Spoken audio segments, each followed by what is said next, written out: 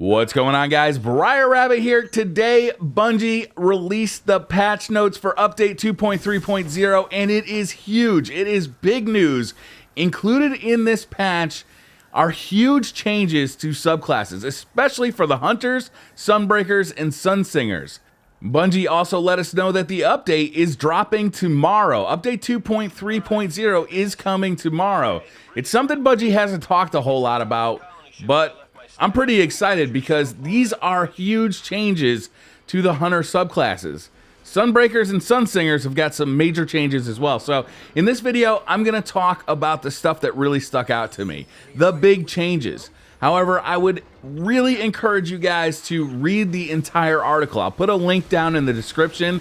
Your subclasses are going to change here, especially on your Hunters. You are going to want to change these for both PvE and PvP. Your standard build may not do what you're expecting it to do anymore. So let's get started with Hunters and the Gunslinger subclass. First of all, Tripmine. They're losing their ability to attach to enemies, and their damage is getting reduced by 3%. That's a big change to Tripmine grenades. Bungie thinks these are too powerful. Basically, they're allowed to trap enemies or stick to enemies. Right now, they're taking away the ability to stick, so they can only be used as traps. Next, the Golden Gun. The base damage is being increased by 50% and an additional 30% against AI combatants. The Golden Gun is going to be really powerful now.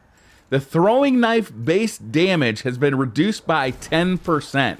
So it's not going to be as powerful, especially in the Crucible.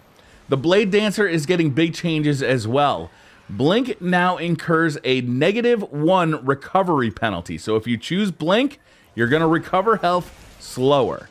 Blink Strike lunge distance has been increased by 0.4 meters. So your Blink Strike is actually going to stretch out further. However, the backstab ability will get an angle reduction, so it won't be as usable unless you're directly behind your enemy.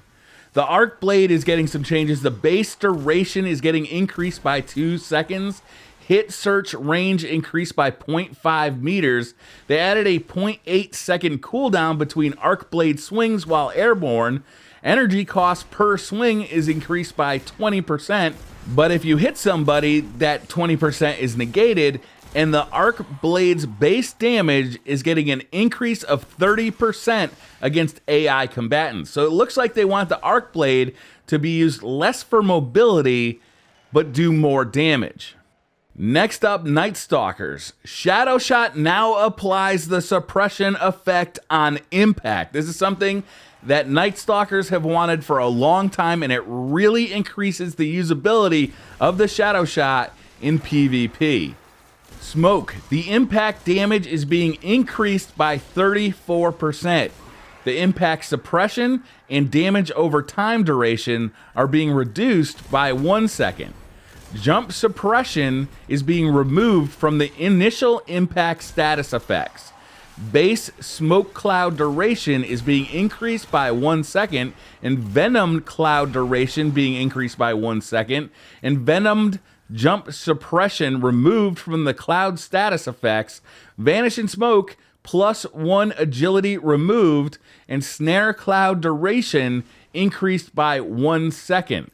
These are big changes to the smoke grenade, and I believe that they are now going to be more deadly upon impact, but less deadly over time. You're actually going to be able to jump out of it. You're going to be able to escape the smoke grenade easier.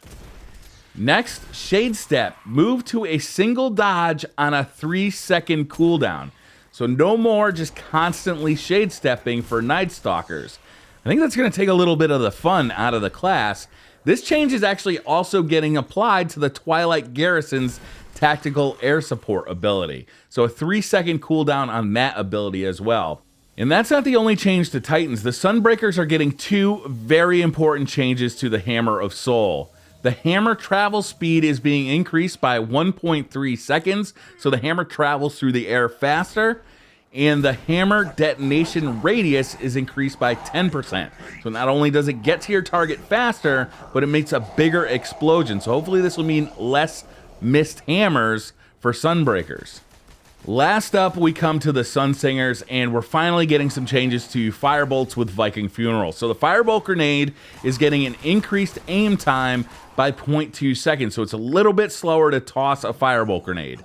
The Firebolt is also getting a decreased victim search radius by 1 meter, so once you throw it, the chances of you hitting somebody on the outer edges is going to be a little bit lower. Those outer edges of the Firebolt's range are going to actually be retracted by 1 meter.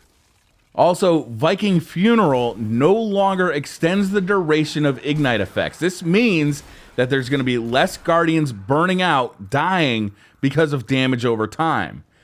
It now weakens targets afflicted with ignite effects, causing them to take 5% more damage from all sources, stacking up to 3 times.